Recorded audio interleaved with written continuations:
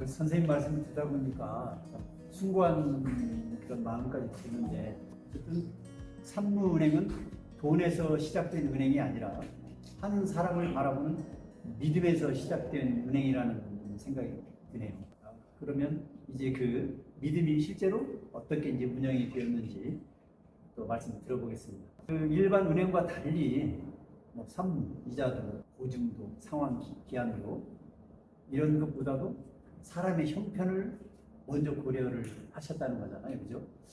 그렇게 운영을 하시면서 많은 도움을 받으신 분들이 계실 텐데 기억에 남는 분, 또 이분만큼은 무슨 일이 있어도 정말 꼭 우리가 도와줘야 되겠다 라는 분들이 좀 기억에 좀 남으실 텐데, 이 산무를 이야기하면 그 당시에 뭐 수없는 사람들이 자살을 하고, 실제로 저희 은행에 여기에 한강대교에 난간에까지 올라갔었다 그러더라고요.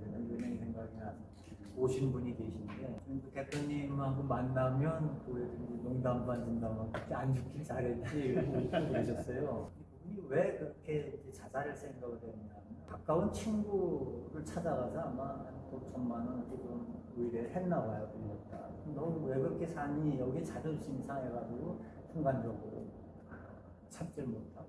왜 그렇게 이제 산무라는 이름이 현실하고는 동떨어져 있죠. 정관도 없죠. 네. 인간사회에서 모든 규칙이 있어야 되는데, 산무 그러니까 그러면 우리가 좀 문자적으로 얘기하면 무의의 가치까지는 이해하겠는데, 인위적으로 이거를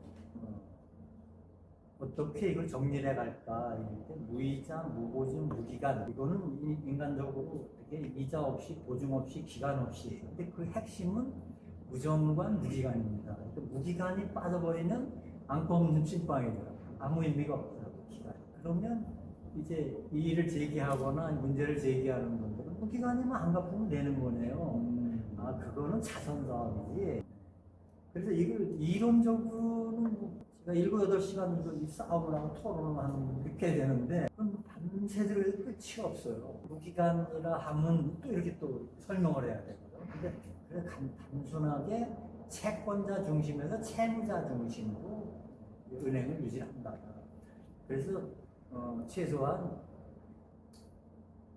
이게 그러면 왜 이런 얘기를 해야 되느냐 하는 건 필요에 의해서 하게 되더라고요. 그러면 채권자 중심의 지금 현재 세상을 채무자 중심으로 바꾸는데, 성경이 약간 유무상통 최초 얘기했던 거는 그래서 돌아가면 예수님이라는 분이 말했던 그 당시 시대 상황이나 이런 걸 볼 때 세상 사람들이 하던 것과 전부 반대되는 이야기라는 그분이 말씀하신 건 맞더라고요.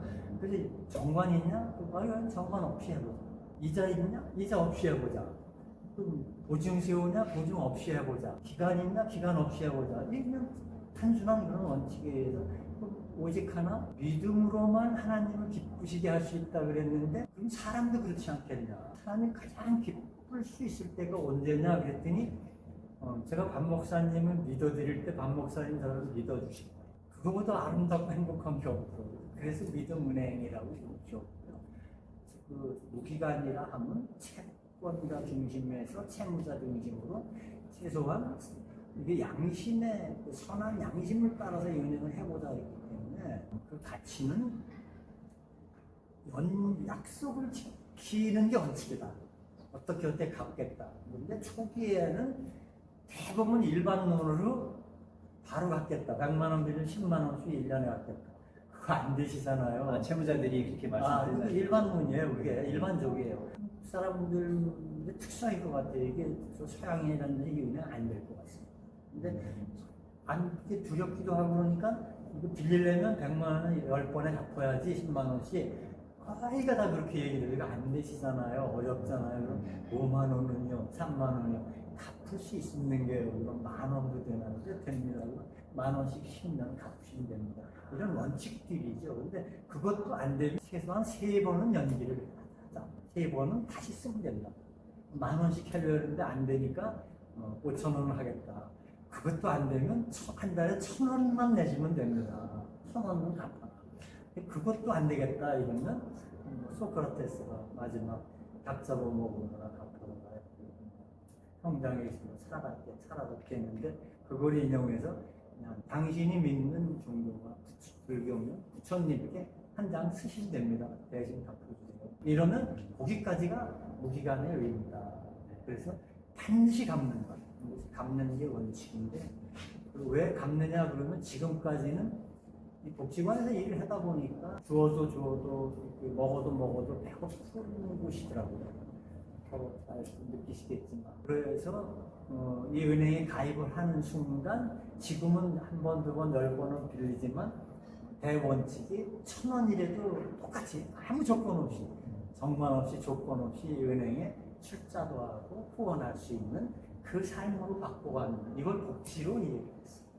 말씀을 듣다 보니까 지금 조정복지사님도 아마 많이 공감도 하시고 일면 또 이런 부분을 주변에서 접하실 수도 있겠다라는 생각이 드는데 혹시 그런 관련해서 좀 선생님께 좀 여쭤보고 싶은 게 있으실지. 그 마음을 다해서 믿음 여러 가지 처음에 어떻게 좀 자기 스스로의 마음을 표현하더라도 또 현실적으로 맞지 않는 부분들도 있고 힘든 부분인데 이것조차도 선하게 이해하고 보듬어주는 좀 마음이 좀 녹아있는 것 같아요. 네. 그런 것 같아요. 느꼈습니다. 예.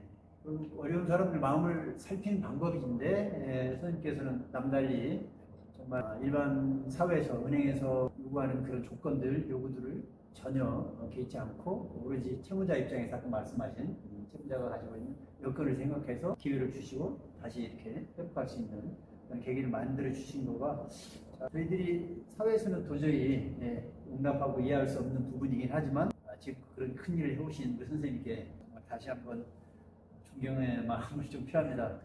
예, 그럼 계속해서 선생님께서 삼성은행을 운영하시면서 이뤘던 업적이랄까요? 성과랄까요? 뭐 그런 게 많이 있을 텐데 좀 제가 열악된 질문일 것 같긴 한데 그 업적 성과가 그분들이 돈을 90% 이상 회수한 겁니까? 아니면 한 사람의 자존감, 신뢰를 회복시키는 걸까요? 복지사회로 나아간 지사로서 복지관 관장을 10여 년 이렇게 지나면 진정한 복지가 뭔가 지금 은퇴를 하고 한 10여 년 지나면서도 남은 것이 있다면 이 은행 하나 모든 인위적으로 이루어놓았던 모든 것들은 기억에 하나도 남지가 않아. 그리고 진정한 복지가 뭔가 그럴 때 신뢰 그것이 좀 남고 그다음에 지금 그동안에는 좀 전에 말씀하신 대로 뭔가 이런 성과, 실적 이런 것들을 젊어서는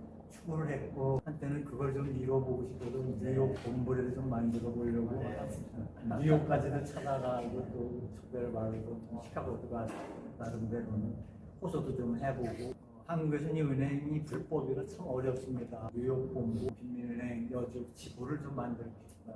수학까지 내고 진행을 시켰는데 그런 이제 성과, 눈에 보이는 성과들을 욕심이란 욕심이고 이렇게 뭐 방송이라든지 신문에 나가고 이러면은 조금 신바람도 나고 회원이 막 들어오면 근데 그 와중에도 제가 한 1,000여 명 가까이 이 회원들이 함께 해주고 1,000원씩 십시일반 내주고 이랬는데 10명도 기억을 못해요. 퇴직할 때까지 누가 해줬는지 누가 후원을 해줬는지 근데 저는 이제 이론상 이렇게 복지관장으로서만 이야기를 했던 건데 쉽게 일하는 분들은 기도하는 분들이죠. 교회단체가.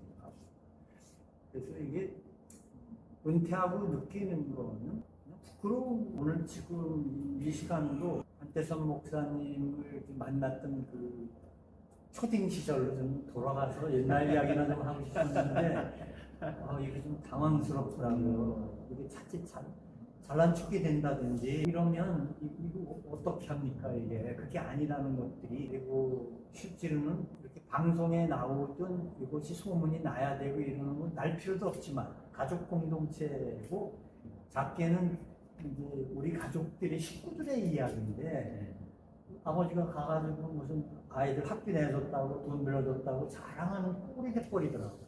넓게는 지역 공동체고 국가 공동체고 이런 건데 작게는 가족 공동체고 우리 식구들인데 함께 한밥상에서 먹고 마시는 사람인데 내가 아들 등록금 줬다고 자랑하는 꼴이 이런 분이 숙연해지기도 하고 무거워지기도 하고 우리 가족들이 십시일반 아껴서